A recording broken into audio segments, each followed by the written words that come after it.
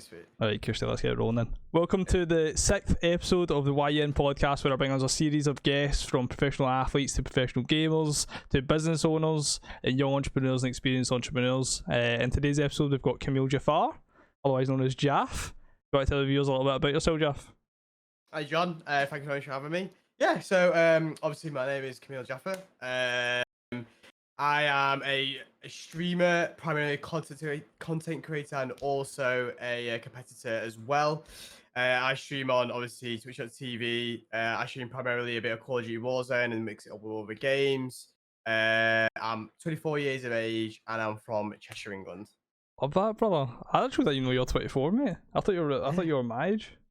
Nah, I'm a bit older, yeah. You a bit I older, a lot bro. Younger, but I act a lot younger than I actually am, but...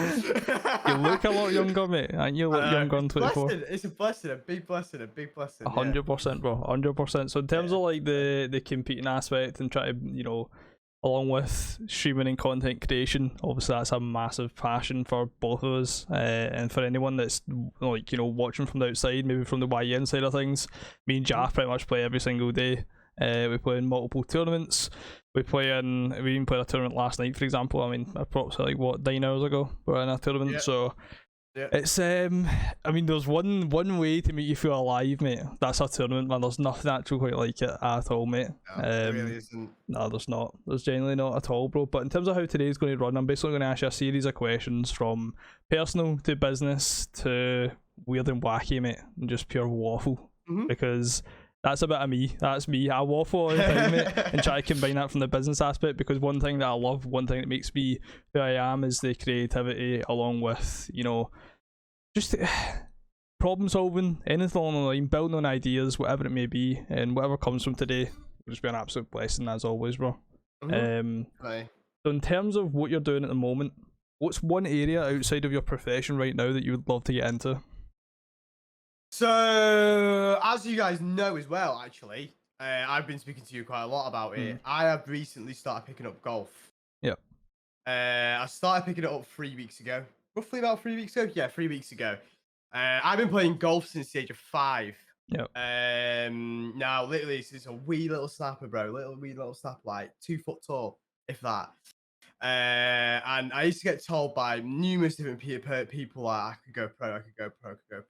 I got to a point where there was even potential talks of like kind of taking it real further, getting people to pay for my college, external sources, not through my own family.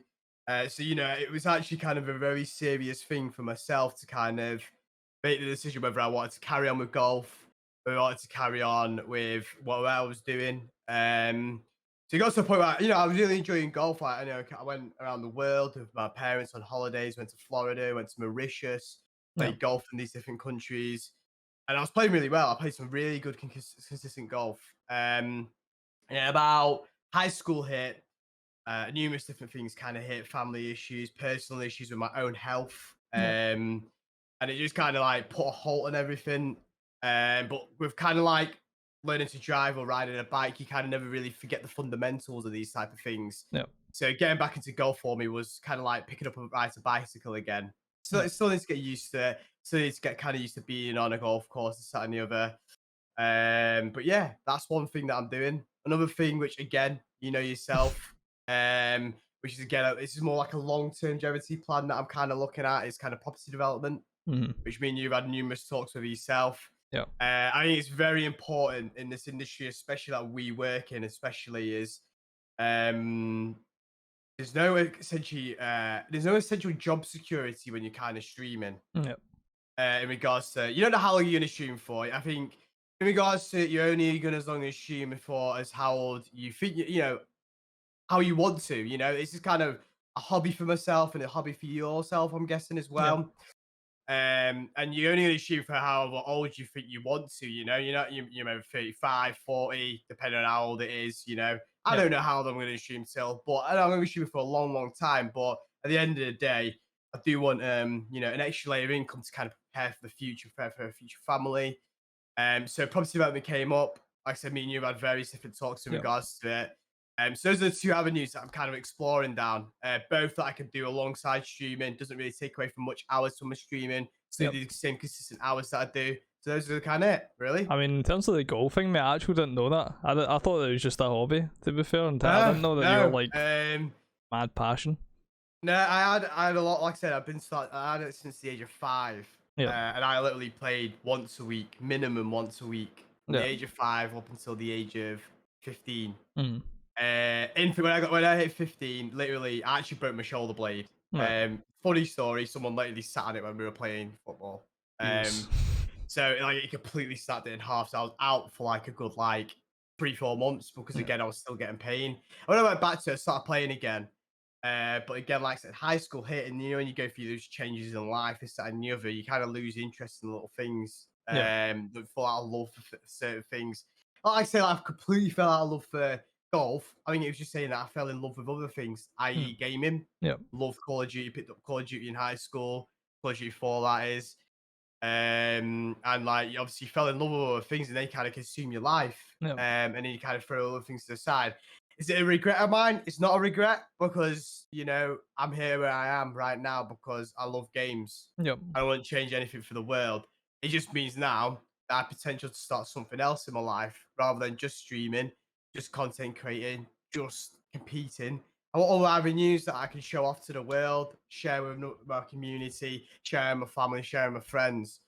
So yeah, it's also been something, like I said, I've been getting into it quite a lot. I play about 3-4 times a week as it stands. And I'm obviously, like I said, looking to kind of take it a few steps further on the weekends. But like I said, that's with time, really. That's going to take a couple of years to kind of get back to where I used to be. So yeah. Your golf is like my football, especially like my journey when I was growing up as well, mate. It was something kind of similar such, but before I get into that, see, in terms of the golf aspect, it's something that it's never interested me, right? And I used to think about why is it not interesting me? Because like 2 of my close mates used to go to the driving range, and like whenever they'd ask me, I'd be like, nah, I'm alright.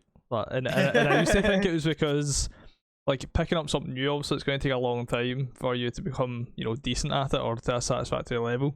And I'm not a perfectionist to any standard. I understand the process, but when I need to be truly obsessed and passionate about it for me to really progress. And just going along for a couple hours and sitting at a driving range, I didn't feel like it was going to unlock that passion, so I never went to it.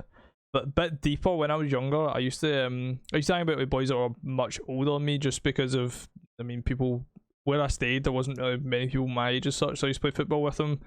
One of the days they were like, do you want to come down and play golf with us? And I must have been about, mate, like 10? Maybe not even, 10, 11 maybe? And they were about, 14, 15 at the time. And I was standing, mate, and there used to be this massive like grassy knoll as such. It almost looked like a golf course, but it wasn't. We used to play football on it, but it was like hills and stuff like that. So we used to go on and just kind of play golf. I was standing behind this guy, and he was like, take a couple of steps back. So I took a couple of steps back, and then he took a couple of steps back, and he swung the golf club and smacked me right in the mouth by accident, bro. What? And my tooth went through my lip, and this guy, obviously he was like 14, 15, just fucking grabs me and just runs me home, mate. I fucking blood like oil on my face. Get back, and my mum's like, I think it was my dad it was on. What the fuck is going on, man? I'm like, I'm fucked. I'm fucked. Get me to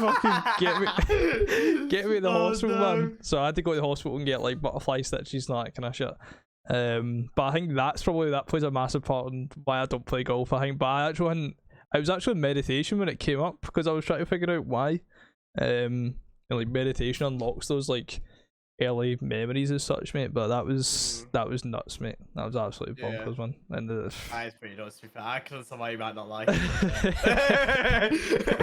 Yeah, 100%, mate. But in terms of the football aspect, mate, that was like when I was like playing football when I was growing up and stuff like that. It was like my life. It was literally my life when I was growing up, mate. And even like you were speaking about when you were 5. When I was 5, me and my gran used to sit and kick about this little softball. Must have been from an early age of that. Literally from when I could walk, I used to kick about this wee softball. It was a wee Rangers ball. We used to kick up and down the hallway and stuff like that. And then as time went on, every time I came from school, it was like, private or nursery or primary school, I'd literally kick this softball up and down the hall. My gran, while she cooked dinner, and just sit and just cook it, because the hall was right beside the kitchen, so we'd literally just kick this up and down while she was cooking dinner. And then I started playing football and stuff like that, and when I got to, I think it was around about, I'm trying to when it was, but what I say, like 13, maybe 12, 13, I tore the ligament in my knee, and I was out of football for like a year. And when I came back, mate, I was like, that was like the weirdest period of my life, mate, because I felt like my life was like over, man. Because at that time, it's the same old story, man. Like the actual same old story. You know, things are going well. I'd recently been scouted by Rangers and Hearts. I was on trial with Hearts for 6 weeks. Didn't work out, so I went back to my boys' club team for that summer as such. Got injured at that tournament. And then when I came back, mate, it was the weirdest shit ever. Luckily, it kind of came back, but when I originally came back, I couldn't kick a ball properly, mate. It was the weirdest shit ever, bro. I literally felt like I had 2 left feet. I'm right footed. I felt like I had 2 left feet, mate. People were like, I didn't know how to kick a ball properly. I didn't know. It was the weirdest thing ever, mate. And I remember at PE, when I came back, like, obviously when you're younger, you care about what people think and all that kind of stuff. And I remember, like, always at PE, especially, always been first, second, third pick, right? When I came back, mate, I was like second to last pick. And I remember I was standing there and I was thinking, what the fuck has happened, mate? Like, how has this happened to me, man? Like, how can I not kick a ball properly? Like, what is going on, man? And as time went on, mate, after about a month, everything came back and everything was normal. But it was the weirdest period of my life, mate. Because there was this young guy that he literally used to look like, it was like Bambi, the way he used to run, and the way he used to kick the ball. The way he used to kick the ball was like 2 left feet as well. And I remember standing with him as people were picking the teams, and he was like, "This is weird standing beside you, John, at this period." And I was like, "You're telling me, Blair, mate? I know." I know it fucking feels weird, but that was when I picked up gaming, mate. When I started, I was in like my cast and that kind of thing, and I didn't really have anything else to do. And that's where I started to pick up the hobby of, I think it was around about like Black Ops 2 time, mate. I had my closest mate, who everyone knows, Smithy, Jack. He was talking about competitive COD. He used to watch Parasite all the time. And he was like, we could definitely get into this, we're definitely good enough. I think at that time I had like a 4KD on Black Ops 2 pubs. I'd been banging League Play, and he was like, we could make something happen here. So I started playing League Play, obviously. Grinded all through the summer, mate, because obviously I didn't have anything to do. I was Masters rank 1, which is like the highest deal you can get, pretty much. And then from then, Jack used to come over every Friday, mate, set up ourselves back to back in my room, mate. Back to back in my room, and we'd sit and play GBs, play GB variant, S&D, all this kind of stuff, mate. And people won't even know what I'm talking about, man, but it was just ridiculous. And that was where my love for gaming fell in and took over. Took over football anyways. Football didn't really matter that much to me, and then that's when I had to start weighing up things like scrim practice over training, or like if we had practice scheduled on a Wednesday, my training was on a Wednesday. It was like, and teams like were wanting you on all the time, man. Like you understand that, like when you're competing, people don't, it's weird, man. It's a weird aspect, mate. Like people, there's no time off, kind of like no rest for the wicked when you're competing. And it's absolutely nuts, man. But 100%, I agree. What was, and in terms of like a transformation, then, like, what was the biggest transformation that you lived through that had the most positive impact on you? So this one's a bit of a more of like a physical attribute one. When I was in year 11 and going to my first year of college, I've only like told the story very few times. I believe you may have been there. You may have been there, but I don't know if I've fully told the whole story. So when I was going through year 11 to obviously first year college, I was like, honestly, I was in and out of hospital. No.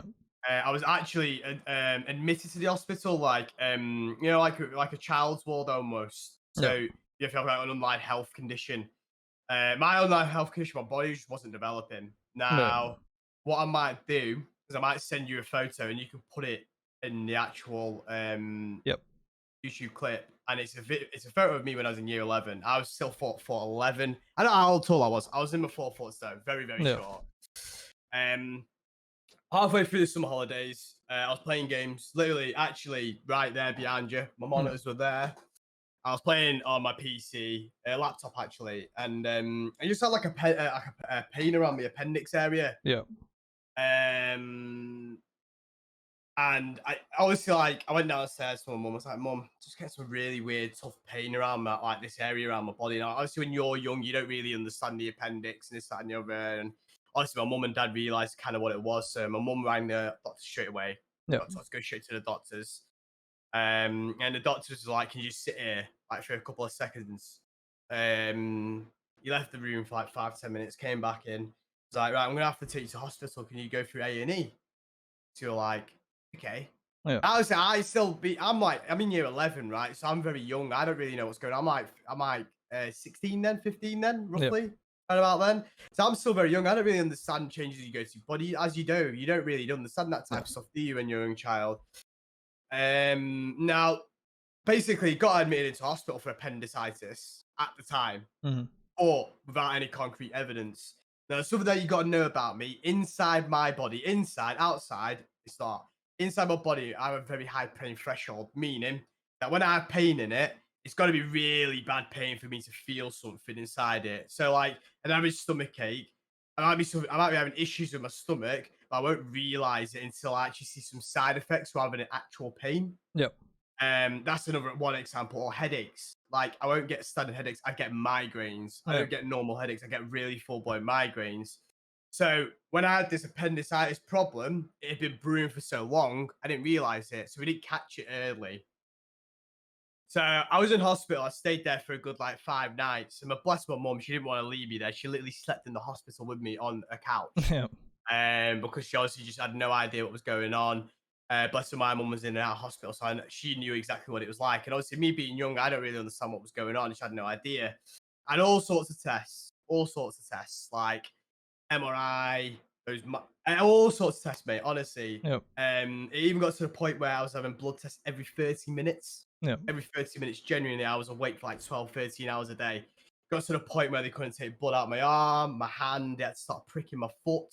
They put a butterfly catheter in the top of my foot, where it's just pure bone. It was awful, mate. I felt like a test subject, genuinely like a test subject. Awful. And then basically, it was like one of the evenings. It came in my consultant, they call it, in a hospital. The consultant came in and was like, "We can't find anything. So you seem to be responding well to us. You seem to be walking about well. You seem to be responding, eating well, this, that, and the other." I never seen like a doctor and a consultant call a surgeon, call a doctor, call 5 nurses at the same time, all in the same room. I was sat in the corner, but dad was there, confused. Everyone else was just confused. So they'd never seen anything like it, mate. When I say it was the weirdest thing in my life I've ever experienced, it was. So they sat there and they were confused. Like genuinely. I was up all night that night, rightfully so. Dad went home because he had work the next day. Mum was still sat there. Mum knew what was happening, but obviously, as mum's mum are, they got to put a brave face on. But I know exactly how my mum reacts around these type of situations, and she was worried, bless her. I was up all night. I literally couldn't sleep at all. And so was my mum, to be honest with you. And it came to the morning, and they were like, "Right, we're going to do one more test before we send you home." And we had an ultrasound. So, like how they have it for babies? Literally had an ultrasound like a jelly. So, got into obviously the room to have the test, and there was a lady there. She like put it on, and then when she was like putting the ultrasound around my appendix, when she was pressing it on it, she said, "Can you feel that?" And he goes, "Yeah." He goes, "Right, okay." And she went in like a little bit deeper to kind of look into it, and I saw a jaw drop, like genuinely like a jaw drop. I was like, "This can't be good. Really can't be good." She goes, "Okay, I'm gonna be right back." She went away for 35 minutes. 35. Mum counted it, right? My mum was sat there holding me hand. I was terrified. Like genuinely, like imagine like a 15, 16-year-old kid that she had no idea what was going on, right? Genuinely, like I was petrified. She came back with my consultant and the surgeon saying, "Right, you get your affairs in order, ring your parents, ring your family, taking you to the operating theatre in the next half an hour." I was like, "What?" They never told me what was up. He goes, "You need to go in the operating in the next half an hour." This is like first thing in the morning, bearing in mind, like must have been like 9:30 in the morning, right? We need to take you to the operating theatre. I looked at my mum and I was like, I actually blared out, like crying. I was like, "What's going on, mum? I don't really understand what's going on." So they took us back to my room, and the consultant basically explained to me that my appendix had perforated. I think it's the word it's called. So it exploded in itself. But because of my pain pressure inside my body was so high. So my pain pressure, I didn't they didn't catch it nice and early. So when it like obviously when it was infected, this that, and the other, I never caught it. Mm-hmm. So basically, it infected my whole body with this pus. Yep. Literally pus, my whole body, my liver, not my lungs, sorry, my liver, kidneys, everything was all infected. Yep. And rang my dad. Dad was like, right, can you delay the operation by 15 minutes? Because someone was there, like, I could try. Dad drove down, came, give me massive hug. Brother came home from work. Like, left his work early, came, give me massive hug. At the time, my brother wasn't married to me, married to his wife. Yeah. She worked in hospital as well. And obviously, I knew her for a long, long time before this happened anyway. She came and gave me massive hug, like, they were all there. And I was like, shit, this is like, I can't believe it, like, genuinely. And at the time, they never told me the severity of what happened to my body. Genuinely, not the severity of what happened to my body. Anyway, I came out of the operating theatre after apparently a very, very long operation. I think I was in the operating theatre for like 8-9 hours, right? Now, apparently I was knocked out for like a long time. Like, genuinely knocked out for a long time. There's one thing you've got to know about me, yeah, is that I can't stand people like chew really loudly, right? This is a little funny story. This is a little funny bye story, right? Yeah. I can't stand people like chew really loudly. So I was obviously completely knocked down. And obviously one day I came around, right? After being on like constantly being on local anesthetic, this, that, and the other. My boy was chewing on Chris, like crunching on Chris. I woke up. Told my mum to shut up and went back to bed. And that's the first interaction I had with my family for like days, right? Yeah. First interaction I had with my family for days, literally days. I went back to bed. And that's what I was just like. So anyway, woke up, turned around, obviously the consultant came in and spoke to the whole family. Now, I think my consultant spoke to my dad and my brother, but not my mum at the time. Obviously, I was at the operation, but after a while, obviously they all came in. Nurses, everything, literally on the room. Like I literally had 4 nurses look after me, John. Literally 4 nurses. Yeah, that's how crazy how patient I was. And I didn't realize it. Generally, at the time, no one knew what was up with us. Yep. So someone came in, was like, Camille, I was what? And he goes, you're a miracle patient. You know that, right? And I sat there. I was like, miracle patient? What do you mean miracle patient? Like word for word, he goes, you miracle patient. I was like, why? What do you mean? He goes, like, you should have been dead. You should have been in intensive care. Yeah. Basically, I was like, what? It was the severity of the infection that you had on your body and what it had affected on you. You shouldn't have been walking around. You shouldn't have been talking. You shouldn't have been eating. You shouldn't have been responding to anything. You shouldn't be able to go to the toilet. Nothing. You should have been in intensive care, and you could have been possibly dead. That's what they said. You should have been dead, basically. You know the statistic I know. You know the statistic I know, and I'll tell you why I know it. If your appendix bursts, you've got a 40% chance of living. Yeah, and that point, yeah, it had already burst and it infected my whole body. So like the chance of it's like, I can't remember the time. He didn't really give me a figure or anything like that. But it literally, when you like hear a surgeon, nurses, a consultant say that you should have been dead, like literally should have been dead. I think it shot something in my system. Now obviously that comes in with a pain threshold, right? Yeah. The reason why I should have been dead is because my body wasn't telling me because my pain threshold was so high. Do you get what I mean? So like that was it for me. I think obviously like in life, obviously prior to that I was going through other things, right? I was getting bullied in high school for my height and my looks, obviously, and after that it was like I kind of like had a growth spurt almost, and I'll send you like a before and after photo between just before that happened and 2 years after it, and you can compare the height difference and growth difference and face difference, everything like that. Yeah. It's crazy, mate. Absolutely monumental, genuinely monumental, right? Yeah. And that was probably the change you put in my life. Now, I got told I've got something, which is obviously a bit, I didn't really know it existed. It's called survivor's guilt, right? So see, when you get told that you should have been dead and you survived something that you shouldn't have, against the odds, this, that, and the other, it's called survivor's guilt. So I have got that, but now I live to kind of, it's almost like I kind of tell this story and I've learned to live with it in regards to like this is something I should be proud of. You know what I mean? And it's something I should be telling people, like, you know, like no matter like how everything goes against you and the odds are going against you, and the other, if you just pull through and just keep being you and just keep doing everything you're told to do, you're gonna get through it. Do you know what I mean? Yep. There's still chances of it. And I always say this now, but always fuck the odds. Do you know what I mean? No matter what it is, like anything in life, right? Appendicitis, cancer, no matter what it is, fuck the odds, bro. You know what I mean? Because you're the only person that can pull through it at the end of the day. So that was one of my biggest life-changing, defining moments. One of them, anyway. Yeah. Yep. Do you know what was bonkers? That whole process, bro. When I was 15, my appendix burst. Yeah. Oh, really? Yes. But, and that's how I know all the statistics and like everything you were speaking about there. Like it was like flashbacks for me of just like being on the hospital bed. Trigger warning again, Scott. Just you're gonna have to probably like, I don't know, maybe cut these parts out. I don't know. He'll know himself when he's watching it back.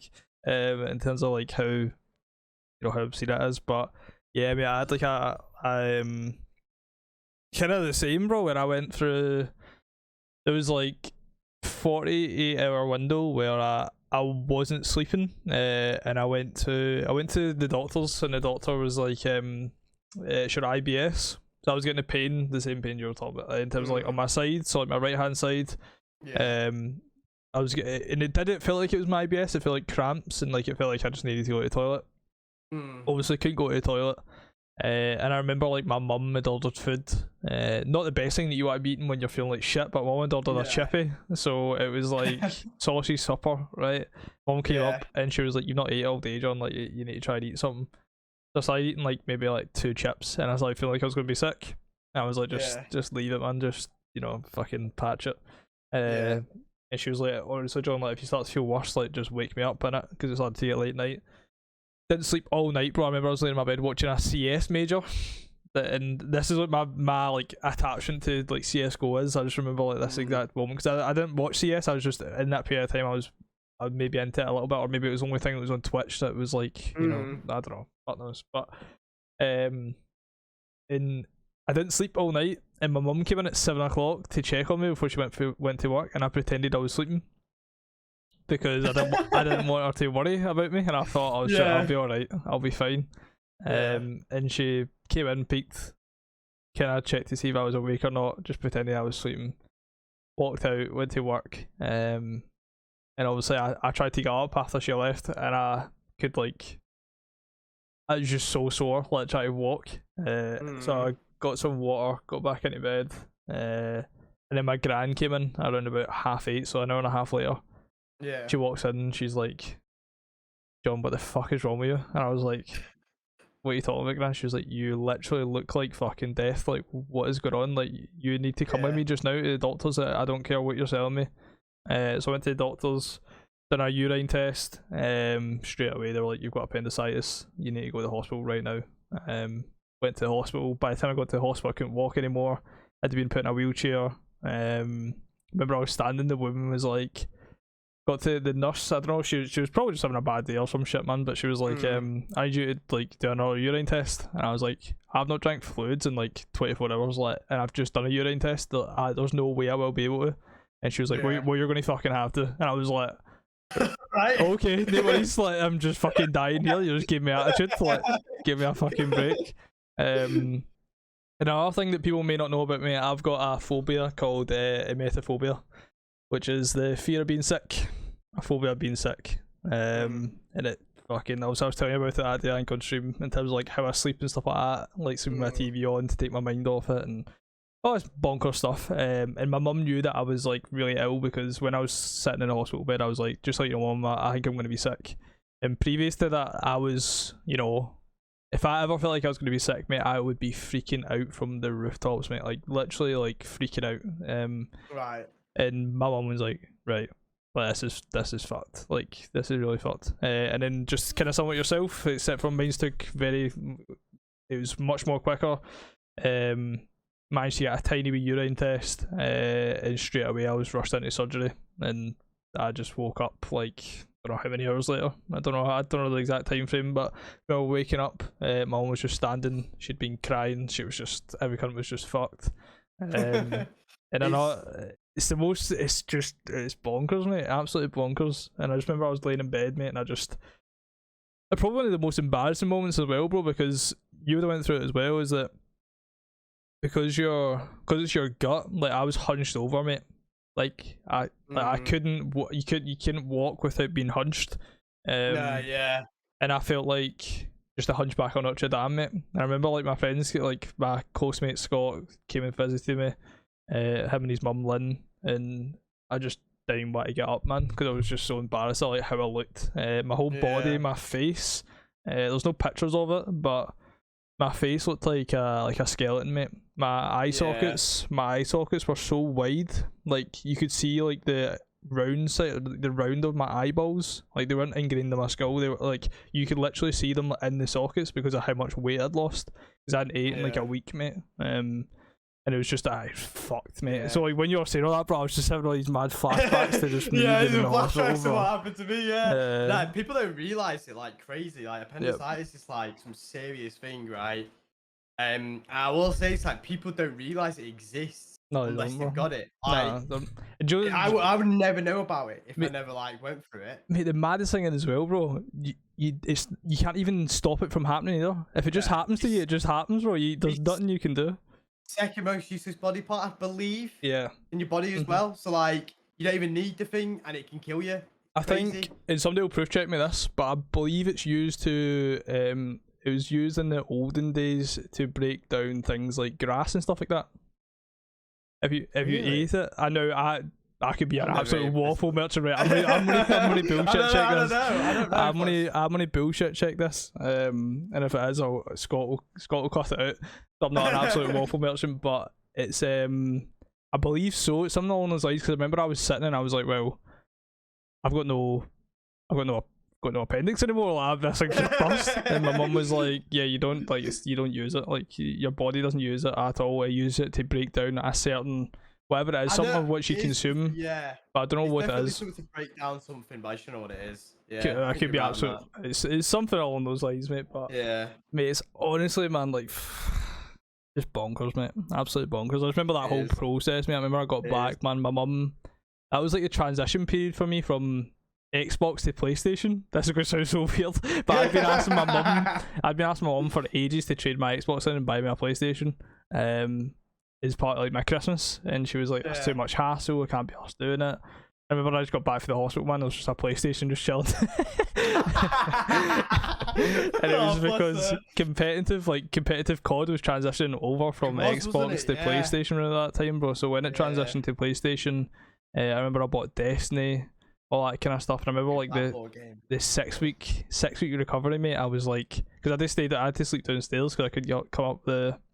It's crazy, you know. Yeah, it's fucked. I couldn't walk. Do you know one thing? I couldn't even go to the toilet either, you know. Yeah, it's fucked. You can't. It's mad. Yeah, absolute madness. That's one of many. I don't know if you want me to tell you more, but genuinely, there's so many more. The hospital episode, mate. The hospital episode. Stay tuned for the next episode. It's absolutely fucking nuts, mate. Yeah. So let's move on to a bit more of a positive note then. What would be your best tip to anyone listening just now to make the world a better place? I would say keep being you. Because I'm a very firm believer, right, in that the world has the people in it for a certain reason. Yeah. Now there's lovely, kind people that put other people before them. There is people that are really rough but want the right things and do good, right? Now, for us to sit here, right? I know exactly what type of person you are. You know exactly what type of person I am, right? Yep. But people need these type of people, and it makes the world go, right? It makes the world go round, right? Within reason, I'd say keep being you. Keep being the person you are. Spreading positivity. Spreading what you believe in, right? Again, within reason, obviously. Because recently I've been speaking to a lot of different people about like my personality. Now, recently over the past few months, I've been becoming more and more myself. That's what people used to know me back going about 5-6 years ago. And this is me. Like you see me on my streams, you may pop into my streams every now and then before you back on yours. I'm just like this normal bubbly person that puts a smile on people's face, that laughs 24/7. Even at the littlest things I laugh at, right? Yep. And when I was in high school, I used to get bullied for it, right? Yep. Now, people love it, right? back then I didn't really understand it, but now it's just like to make the world a better place, you need to be happy. That's it, right? My life goal in life is to be happy. That's literally it. To be happy, right? I want to be successful. I want to be happy. I want to make my family happy. I want to make my friends happy, right? Yeah. But more importantly, I want to make myself happy.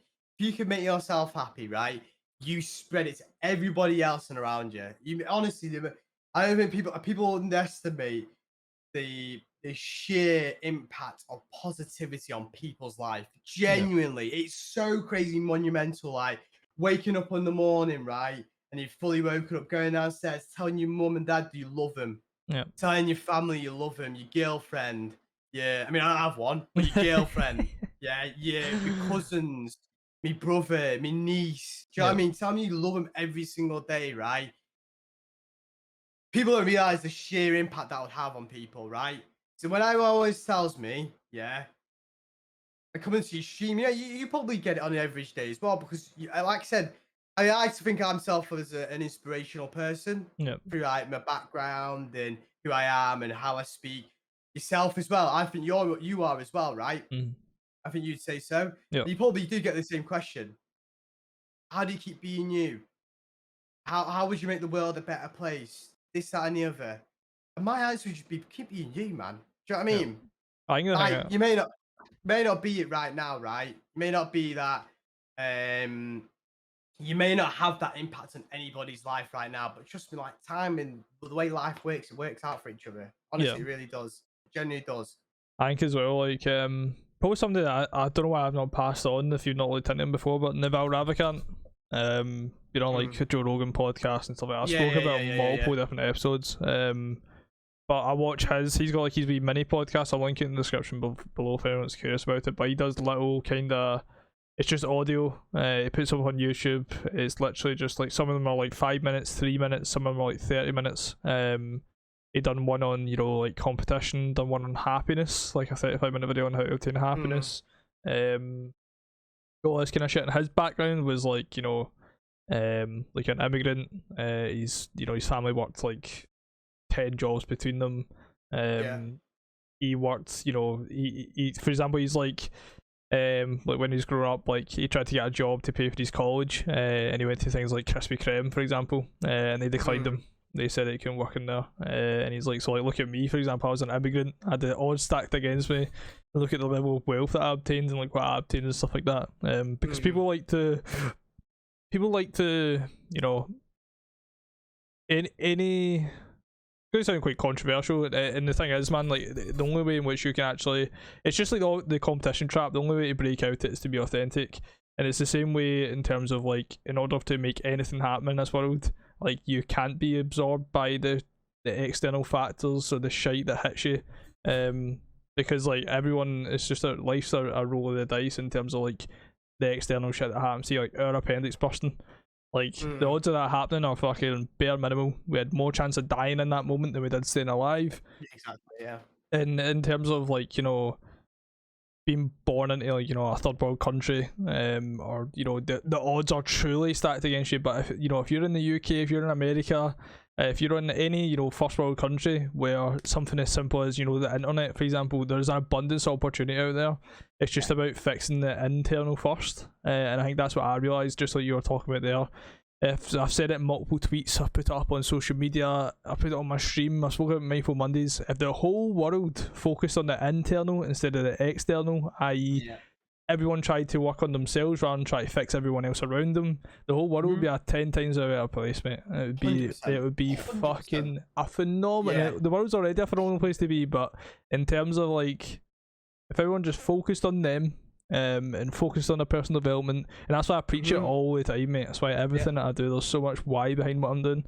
That if everyone just truly focused on themselves, like, and rather than try to fix other people, that's why I don't get any like beef. I don't get any arguments. Like, it's pointless, man, because you're trying to, you know, push an opinion, you're trying to change someone else's thought process, when in reality, see the verbal programming and the conditioning in which we go through all our experiences getting up to the age in which we are to just now. Anyone that's listening, the age they are just now, you know, we're programmed to think that way, bro. And I hear it all the time, mate. For example, like Bex will turn around and say to me, you know, I can't do maths, I'm fucking terrible at maths, right? And I'm like, you didn't come out the womb in it thinking I'm shite at maths.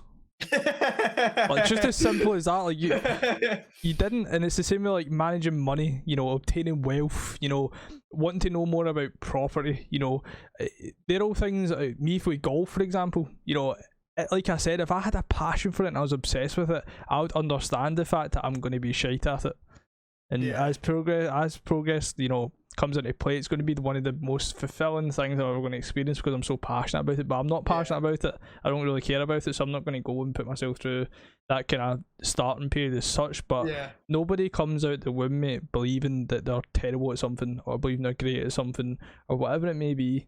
In terms of your conditioning, and that's what, when you become self-aware of that, bro, when your self-awareness is to a level where you realise, you know what, the way in which I think just now isn't forever, and it's the way in which I've been conditioned to think. And when you start working on that, mate, like when I read Secrets of the Millionaire Mind by T. Harv Eker, from that moment onwards, took me about, you know, let's say a year straight of, you know, decorations, motivational videos, using the facts in which I had to knowledge in terms of, when you first wake up in the morning, you're in a reactive state of mind.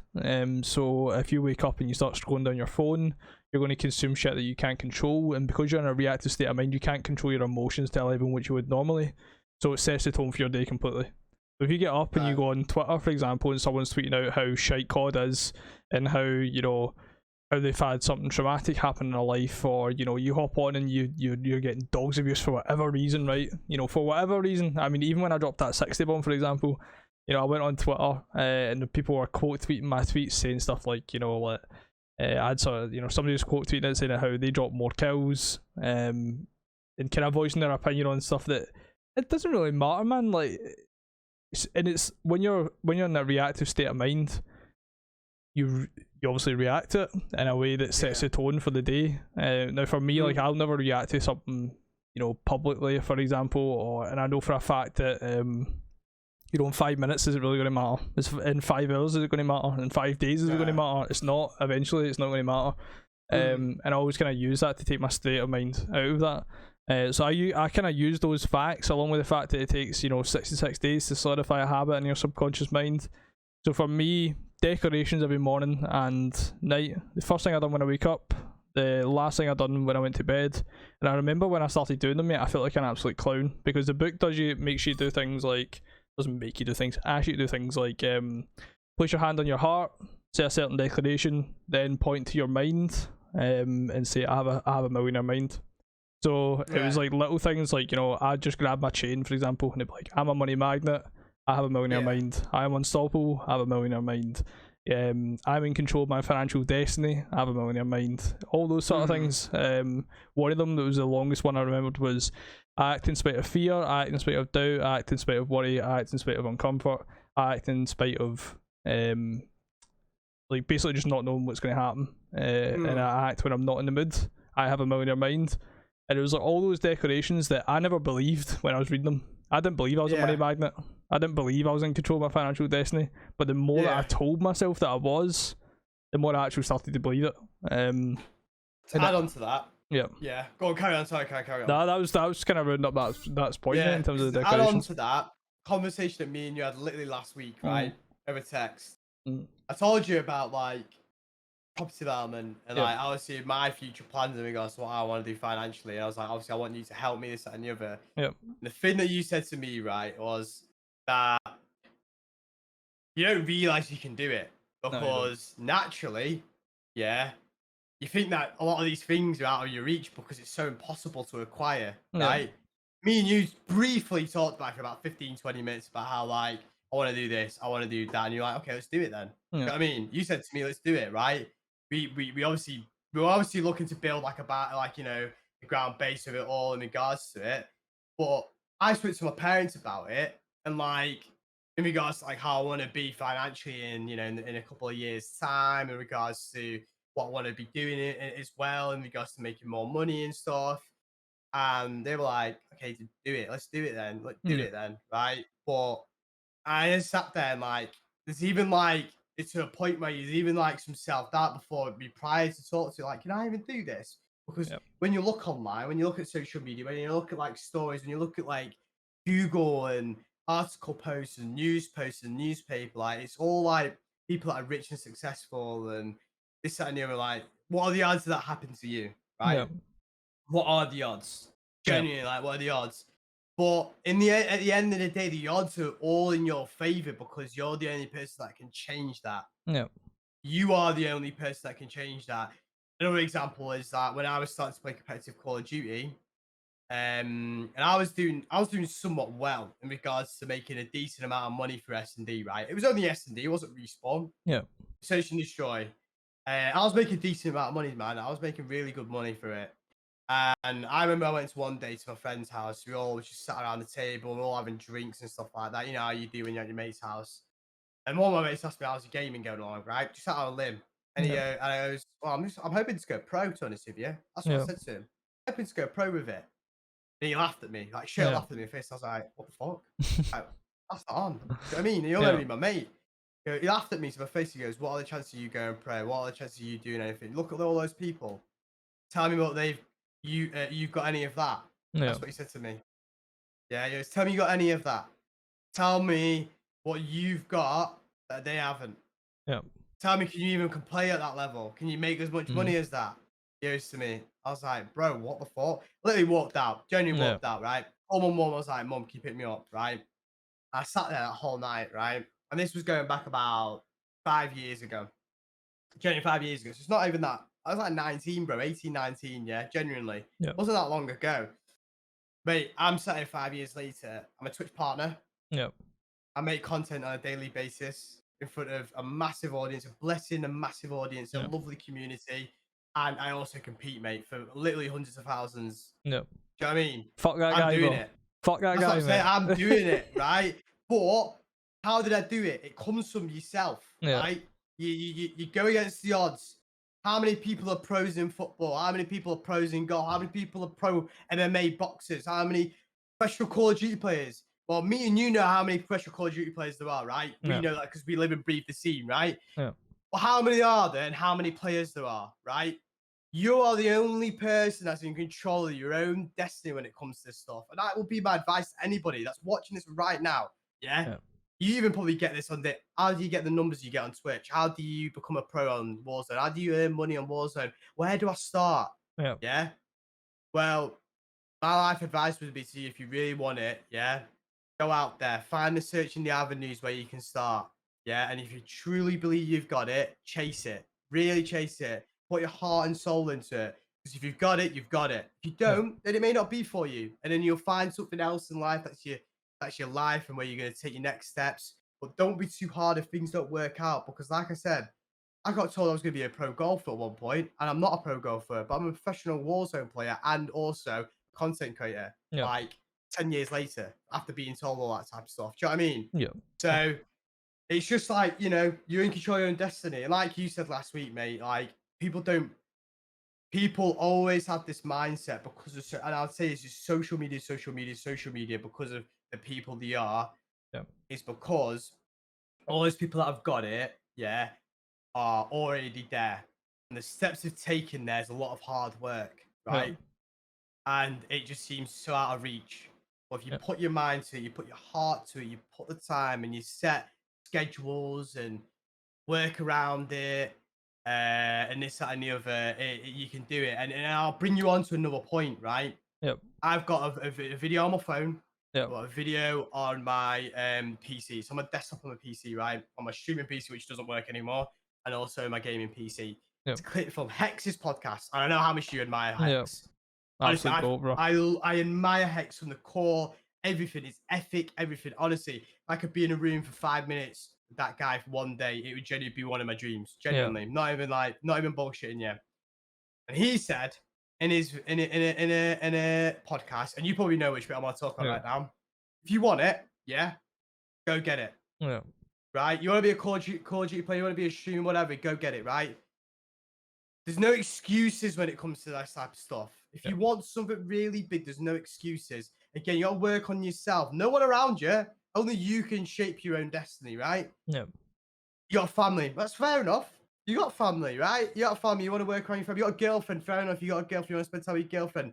Well, you can still fit time in between those times. 30 minutes a day, 40 minutes a day, an hour, 2, 3 hours a day, right? Wherever it is, yeah. You want to go on holiday? Go on holiday, right?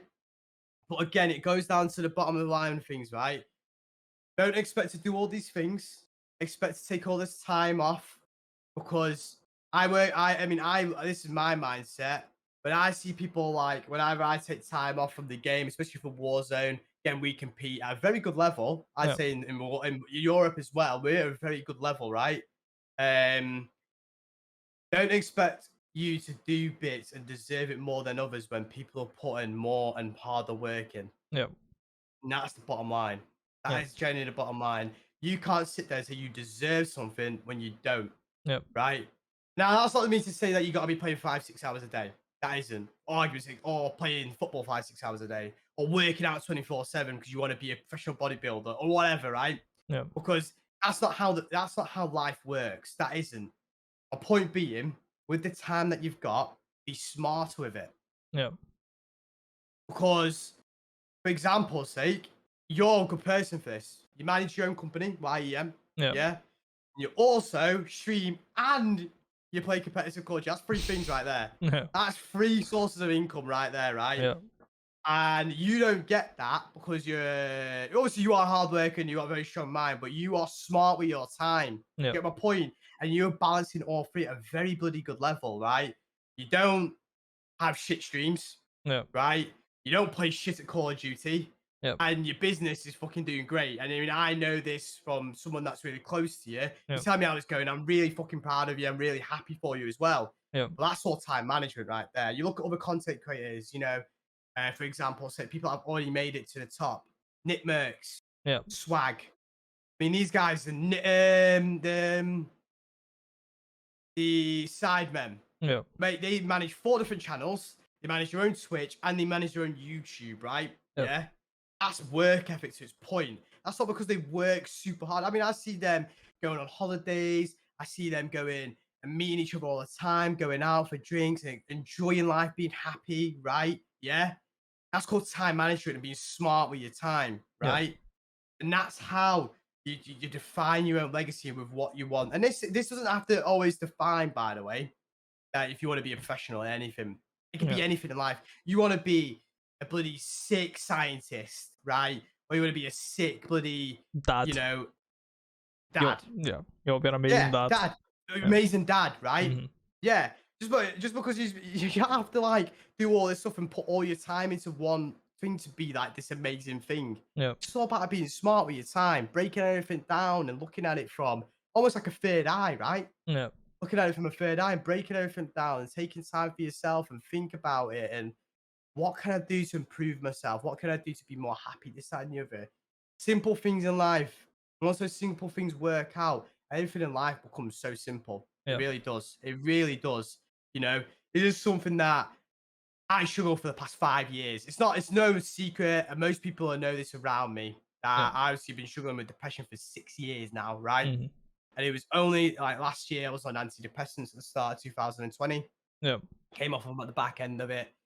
And then I took a massive mental dip in regards to my mental health. It affected everything around me.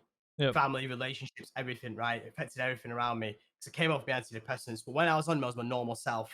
It's taken from literally December till about 2 months ago to finally become myself again. This is me through and through, right? And I'm even every day I wake up in the morning, I better myself. Not better myself in regards to me, just in regards to like, find more ways to be happy and easier ways to be happy and dealing with stuff and anxiety and depression and dealing with how I get by on my day-to-day lifestyle and because I'm learning all these different things about being happy, about being me, about being the person I am, Camille Jaffa, right? Having the people around me, literally the people around me in regards to my community and family and friends, it makes me happy, right? And there's those are individual reasons why I tick in life. It really is. I'm not going to go into depth, but those are individual reasons why I tick in life. And I can safely say these past 2 months have been pretty great months in regards to everything in my life, literally every aspect of my life. mental health, dealing with me anxiety, actual physical health. Mate, I've lost 2 stone over the past year and a half. Yeah. Yep. I look great now, and I'm putting on weight in regards to muscle. So physical, right? Yep. Family relationship, right? Me and my dad are closer than ever, literally ever, right? Yep. I've got really good bonds with my friends, like yourself, right? Yep. Now, I'm really close to my friends right now. They even come to me for advice when all I needed was advice from them. Literally, Yep. like they come to me now, man. Yeah. Yep. And my streams and my community, and it's just I'm meeting new people every single day. And that wouldn't happen without looking after myself first. Yep. It's so important that anything in life you want to do, dad, you're a professional game, you want to be working as a scientist, you want to be you want to be in the army. Yeah. And like even I wanted to be in the army at one point, right? You just got to look after yourself. Once you look after yourself, everything in life becomes so easy. It genuinely does. It does. It works out for itself. And that would be like, again, going back to the first question that you asked on the day, that's my life advice. You know what I mean? When it comes to this type of stuff, it really is. Yep, 100%, bro. And I've got so many ideas of bouncing around just that as you were speaking. But I think like one of the quotes I put as well is to, of course, like never to listen to understand, not listen to reply. Is something that I've been focused on so much, especially these podcasts. And you look at someone like Joe Rogan, for example. He listens to understand, and wherever it goes, don't cling on to those key points, whatever it may be. But for me, when I was listening to a couple of things that I feel like people resonate with as well, the thing with time management, man, like people don't realize it in it, but like every single person has the same 24 hours every single day, mate. Like and people listen to that and go, of course we do, mate, of course we do, but you don't actually realize it, because you look at someone like Elon Musk. You're talking about me, for example. I manage YN, I stream full time, I produce content, and I wouldn't be able to do all of that. Post on Instagram every day, post on Twitter every day, post on LinkedIn every day, posting clips on TikTok, uploading to YouTube. Numerous different things. I wouldn't be able to do all that if I didn't look at the people that were around me. Bringing on Bex to manage that Instagram and Twitter, bringing on Scott to do all the editing for me. In terms of so I can just focus on the areas that allow me to thrive. But even at that, bro, with YN, there's areas where as soon as I start earning what I want to be earning, there's areas are going to be coming in, things are going to be getting delegated, and that's what other people struggle to do, especially perfectionists. They want their hands on everything when it's not possible. You can't grow, you can't build a sustainable business without bringing people in to handle areas of that business. And for me, Elon Musk, for example, SpaceX, Tesla, they're two monster companies, mate. Monster fucking companies. Man's trying to go to fucking space, and then he's also competing in one of the most competitive industries ever, the car industry. There's only, I think Tesla and Ford are the only two car companies that have I believe it's like a survival aspect, bankruptcy, something along those lines. But they're the only companies in the car industry, which shows how fucking competitive that shit is, mate. And that's the thing, man. Like, I have the same 24 hours that Elon Musk does, but look what he's doing with his fucking 24 hours. And that's the thing, mate. There's so many periods in which people, they believe that things are unattainable. They believe things aren't possible. And that guy you're speaking about as well, your mate, I'll never forget back to when I was growing up, mate. I used to have house parties quite regularly. Mom fucking hated me for it, obviously. As periods went on, and I had a really bad house party one time, and the house just got fucking wrecked, man. I had to stay at Smithy's house for a week because my mum was just gonna fucking she wasn't very happy anyways. She really fell out, man, for good reason as well, for a really good reason. And after that, obviously I stopped having parties. And I genuinely believe the relationships I had with the people that I believed were my friends, in quotations, when I was at school, they started to suffer because I wasn't giving anything anymore. I wasn't hosting any parties, I wasn't going out as much, or that kind of stuff. And that's when I kind of fell into love with the focusing on the friendships that actually brought out the best in me. Looking at people like my close mates Scott and Jamie, we almost became like a trio where we'd just go out, grab food, chill. At break, me and Scott would just sit and eat our own sausages together, just us two. But then little things because I wasn't giving people what they truly wanted anymore. I didn't really matter to them, it was probably one of the best things that ever happened to me. But then as soon as you start you know, COD, for example. COD's a perfect example. When, you know, when I was obsessed with it, it was like, you know, the piss would get taken out of you, obviously, when you become obsessed, when you're like, you know, this professional gamer, you're trying to make it, you're competing all the time. And the piss gets taken out of you until you actually start making shit happen. I started going to Paris, I went to Vegas, I went to LA. I started competing in big tournaments. And as time went on, those, you know, people that were taking the piss and, you know, all that kind of stuff, I'll never forget, mate. There was one night where I was sitting, you know, 1 o'clock in the morning, I was sleeping, my phone starts ringing, and a couple of the lads I used to go to school with asked me to come on and 1v1 a guy that they met in public matches because they claimed that they were better than me. So I didn't even, the maddest thing is, right, John, the most comedy part about all of it, I actually played the guy on my big TV. And for anyone outside of the gaming side of things, when you play your monitor, like your monitor's like, the difference between a monitor and a TV is ridiculous. I laid in my bed and I 1v1 the guy on my fucking TV, beat him. I think it was like 30-5 or some shit. Turned my PlayStation back off, rolled back over, went straight back to sleep, right? But in terms of like them phoning me, for example, and getting me come on, that's a status thing. Like they can't proclaim how good they are as such. They want me to hop on, and you know, and don't get me wrong, man. A couple of the lads are, you know, I mean, a couple of lads specifically never took the piss, always gassed me up, always asked me to play with them and all that kind of stuff.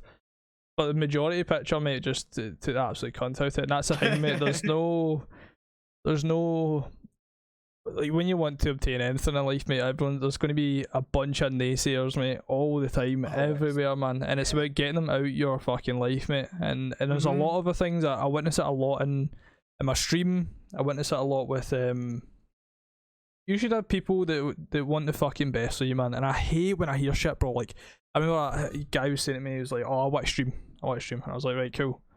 So you're gonna start streaming then?" And he was like, "Nah, man, I just can't." I was like, "Right, cool. So why?" And he was like, "Oh, so I work full time, and when I come back, like, my missus wants to spend time with me, and if I don't, you know, she gets pure pissed off at me." I'm like, that's not how a relationship should be, man. I'm not wanting to sit there and tell someone how someone's relationship should be or nothing, but you should want people that want the best of you, mate. I mean, I sit there and I manage YA and I stream full time, produce content on every platform. Even like this podcast, for example, the amount of things I've got in the pipeline are ridiculous, mate, and my head's starting to get fried because of it, and I do need to start managing it better, or else my health's going to start to deteriorate because of it. But even like Bex, for example, having Bex, I put a lot of time into, you know, like my mum, for example. Love my mum to bits. She's gave me everything that I ever needed in terms of from a support standpoint growing up. She's been, you know, the perfect mum, literally the perfect mum, and every aspect, you know, things are going to fall by the wayside. You're going to, you know, and I think it was Posty, like from my stream. Remember I had a call with him, and I felt really bad about a certain situation. My closest mate Scott, it was his birthday last year, of course, and I forgot to wish him a happy birthday.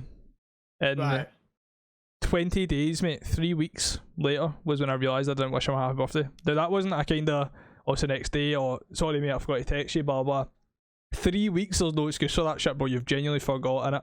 Like, you've genuinely forgot about your closest mate's birthday. And I remember I was sitting with Posty, and he was like, and I told him about it, and he was like, that's just you experiencing the growth of someone that is doing everything they can to obtain a level of success.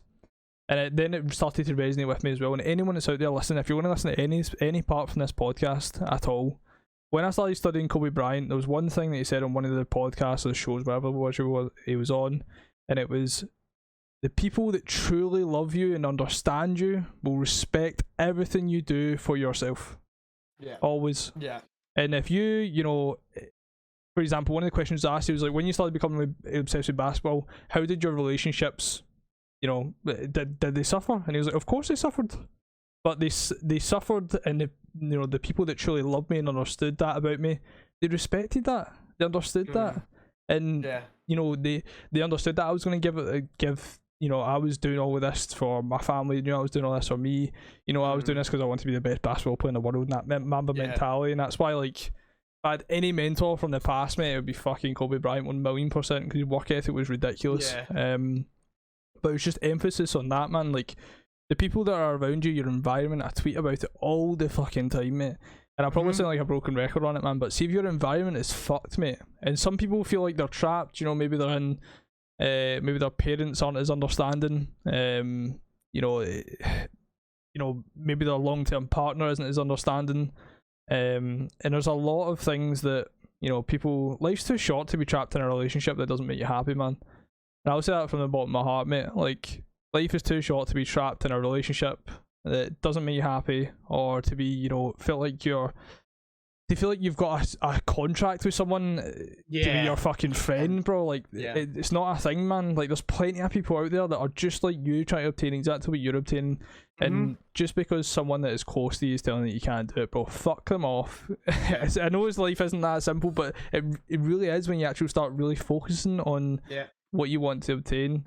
And for me, I've been incredibly fortunate in terms of when I was leaving school, I had my two close mates, Jamie and Scott, both of which just so open-minded, so supportive.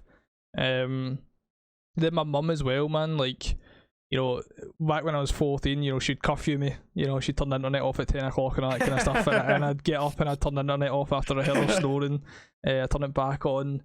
But in terms of anything out with, like, you know, when I started, I remember I got the first check through from GB when I was 15 to go in cash. And from that point onwards, she literally went, I can't say nothing about this. If you're going to earn money from it, I'll support you on it. And it's the same thing as well, mate. Like, my mum, for example, like she's becoming an incredibly successful entrepreneur. She's you know, she's building generational wealth at this standpoint. Seeing her mind grow, seeing her grow as an individual, it's been phenomenal. But even just in terms of it from a mother standpoint, like, for example, with me and my mum being, you know, entrepreneurs, you know, through and through, I'm obsessed with it. It's what makes me creative. It's what makes me tick. Like, my little sister, for example, being in our environment, my little sister wants to be, you know, she wants to work in childcare. And like, people force their kids down routes. And also, I'm not a father, so I wouldn't know what it's necessarily like, but people force their kids down routes that they don't want to go down. And for example, this room and this, like, my environment and my mom's environment, we're surrounded by business owners everywhere. There's no doubt that that'll rub off on Melissa a little bit. But in terms of, like, if it's not what she wants to do, then it's not what she wants to do in it. My mum is so supportive from that standpoint. It was the same with gaming. Anything that I want to do in life. If I decided after this podcast just now that I was going to go down and I was going to quit streaming forever, and I was going to tell my mum, I'm going to quit streaming together, I'm going to do this, she would obviously sit and say, right, cool, how come? And after I explained it all to her, if it was, you know, if it was really what I wanted to do, I'd be like, cool, let's make it happen, and let's get something else in place to make you more happy. There was, you know, it's a shame that people don't have that. It is a shame. I actually had a call with a young guy, a young guy's dad, yesterday, Paul, and he was speaking about how his son, who's 14, he's trying to make it in the Fortnite world, competing and stuff like that. He's got like 13,000 followers on TikTok. He's building up his network and stuff like that, and he's trying to compete in tournaments and stuff like that. And he's 14, and he was telling me things like, you know, whenever he's competing in tournaments, he like beforehand he likes to eat like clean foods so his mind doesn't get foggy. You know, he goes through a shiver to enter into a good state of mind before he competes. And I was like, fucking, this kid sounds like me, bro. That was like me, man. Fucking hell, I love that, bro. I love that, mate. And it was like, when he was saying to me, he was like, yeah, man, like, you know, my son's like, he had a tournament, for example, and it was like a series of 10 games, just like it is in Warzone. It was like a series of 10 games, top scores. And he was like, because he's playing with people his age, like, they're not as mature as him, so like one of them got pickaxed in one of the first games, so he got like embarrassed pretty much. Kid rage quit off, couldn't play the rest of the tournament. And I was like, your son needs to find people that are older than him. And they'll understand that about him, and from then on, crazy. Yeah, bro, 100%, man. If you're eating clean foods, mate. If you're eating clean foods and shit like that, bro, that's limbs. I tell that to my mum now, bro. Like, I realise this. I'm 24, bro, right? I look at, do you know, like, for example, say, like, to add on what you said earlier, right? Is, firstly, obviously, like, the time management thing, right? Yep. My brother's birthday was on the 15th of August, right? It was also my mother's and father's 40th wedding anniversary. 40th, right? Ruby, yeah? That's mad. That's a fucking milestone, right? That morning, I knew I was going to meet him throughout the day. That morning, I sent him a text, right? I typed out the text, typed it out. I was like, shit, I need to take a call. Didn't send it, swiped up and took the call, right? Yeah. Didn't send the text message. Yeah. It was his birthday, right? I just sat there to myself, right? When I met him, I said, happy birthday again, right? But really casually, because I already sent him a proper text message, right? Yeah. What I did, I got in the car, I was like, shit, I'm not sending that fucking text message. Yeah. I sat there to myself, I was like, bro, my brother's going to think I'm a knobhead, this, that, and the other. Like, I know he's my brother, but he might get angry. I know he wouldn't, but that's what you're reacting. Do you know what I mean? Mm-hmm. But bro, this is literally 6 days ago, John. I'm not even joking you, mate. This was last Saturday or Sunday, yeah? So I was like, oh, for God's sakes, man. Like, and I sat there after and I was like, after I basically sent him a text message in the evening again, after I saw him again and told him happy birthday, I sat there in the evening, I sent him a text message saying sorry. Like, I typed out a proper message and it's not sent, right? And he was like, you joking. He put a laughing face. He put like a bunch of laughing faces. He was like, okay, this, that, and the other, right? Yeah. They sat there, right? And just touch on this relationship thing that you had, right? Is that me and my brother, right? Me and my brother, there's a 11-year gap between me and my brother, right? So I'm 24, he's 35 as of literally 5 days ago, right? And like as I was growing up, the only thing we really had in common was golf, right? Yeah. Like, and he'd invite me to come play like football with him out when he was out with his mates, and nothing like really concrete, right? Yeah, we were never like mad close, right? Mad close. Never really are with your like siblings, right? Until you're older. And then obviously we got really close to football because me and him are big Liverpool supporters, like mad Liverpool supporters. We religiously watch football each other every single time it was on the weekends or the weekdays of Champions League.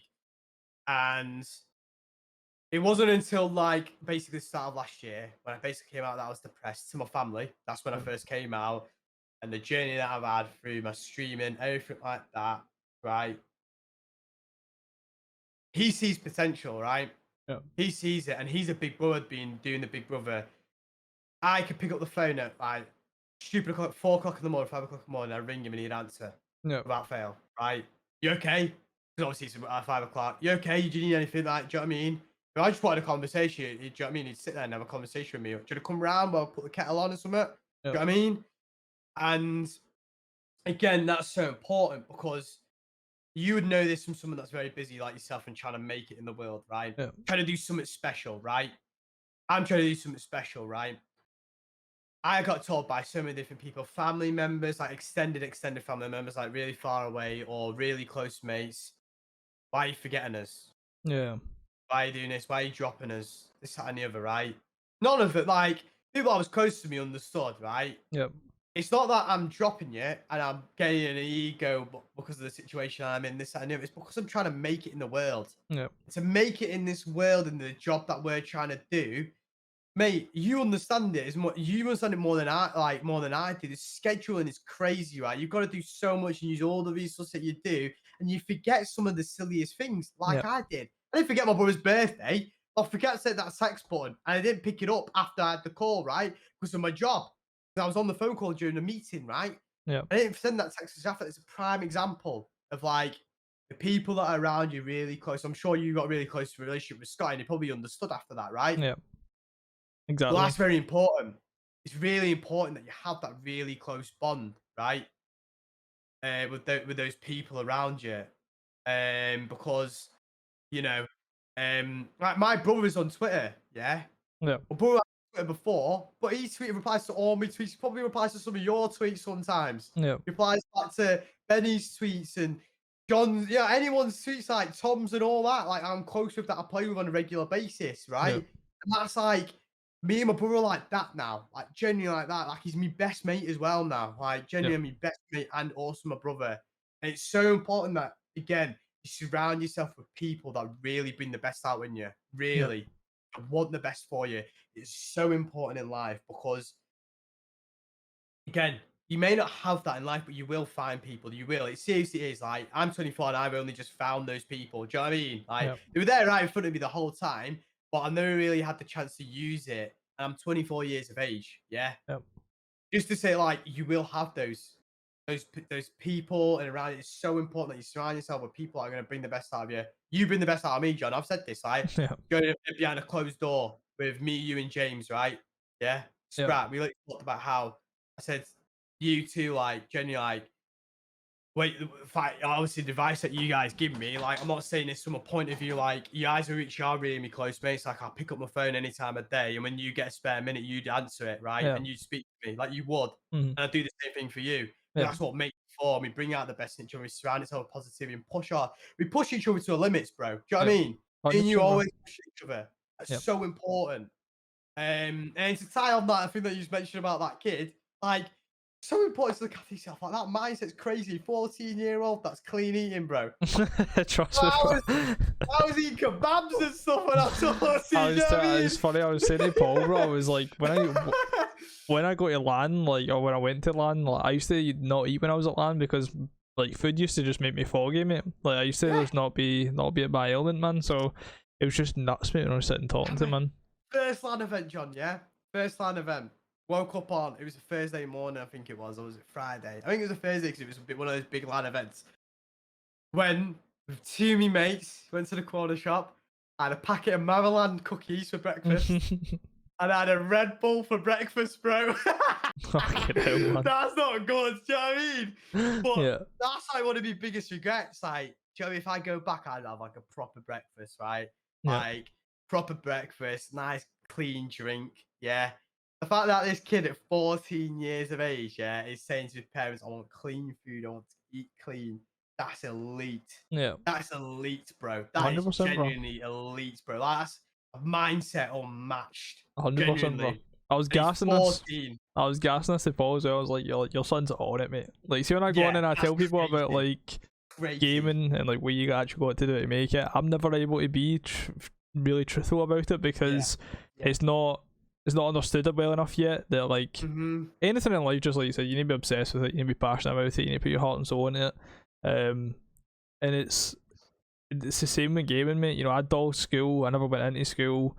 My attendance was, you know, some years below 50-60%, which is, you know, more than half the week off sometimes. It was, you know, it was really like, see if I went to school for 2 weeks, that would, like, in my head warrant myself 2 weeks off.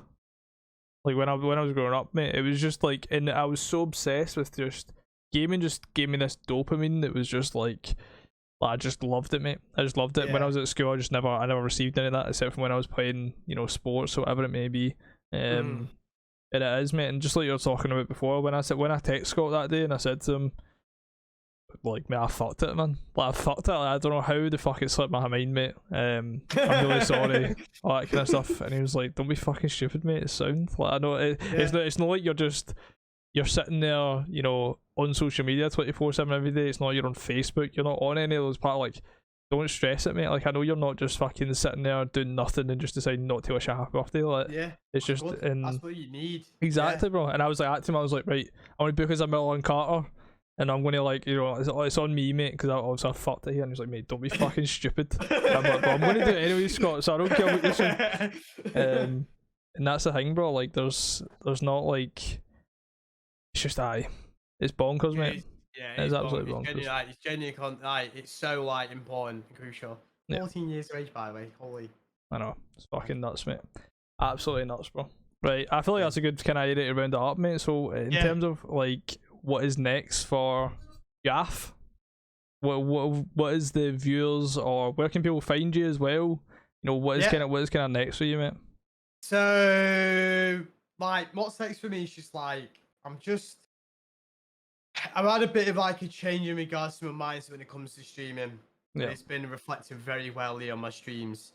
Is that what's next for me is just, it's constantly, when I turn on that stream in the morning, it's just constantly like pure vibes, good vibes. So if you're looking for like a positive place to be, to see some good gameplay at the same time, but also loving community. Accepts anyone, there for a chat, there for like sometime if you have to work or after school, whatever it may be, or during work or during school. Not saying that you probably look at, you know, school first though. It's just like, it's pure vibes in chat, honestly. Like, and the weird vibes kind of gets overused nowadays. Like, genuinely, like, I see it on my time 100 times a day. Like, genuinely. When I mean vibes, I mean it really different in regards to like, I want to spread positivity and a positive image and impact people's lives. genuinely, I want to change people's lives and the way they think and how they are. And I'm not saying that people need to. I want to change it in like a positive way, bring people out in regards to like a third eye almost. Yeah. Show like life is worth, life is worth it. Life is worth being happy about. Life is really, really good and a very big blessing in itself. And like we tell each other it's blessing to have our job, but to actually have life itself is blessing. Yeah. Do you know what I mean? Like to be on this earth, to have, to do the things we do, to be who we are, to have a personality is a blessing in itself. Yep. So that's what's next for me, man. Just constantly coming on, creating great content. I've got a couple of series in the works on YouTube as well. I've been uploading a lot on YouTube.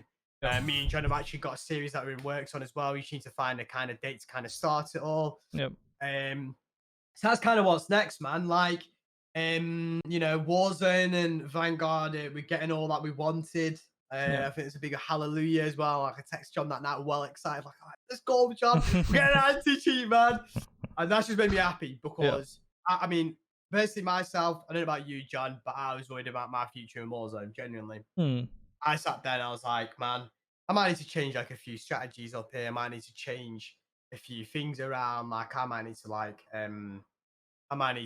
maybe move to a different game, man. And then at that time I was like, I'm changing like a completely another strategy. And as much as I'm a competitor, I don't let the competitiveness kind of eat me alive as much as it used to.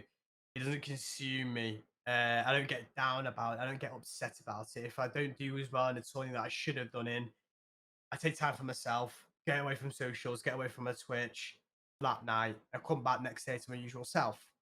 And that's one thing that I've changed a lot about myself. So what's next for me?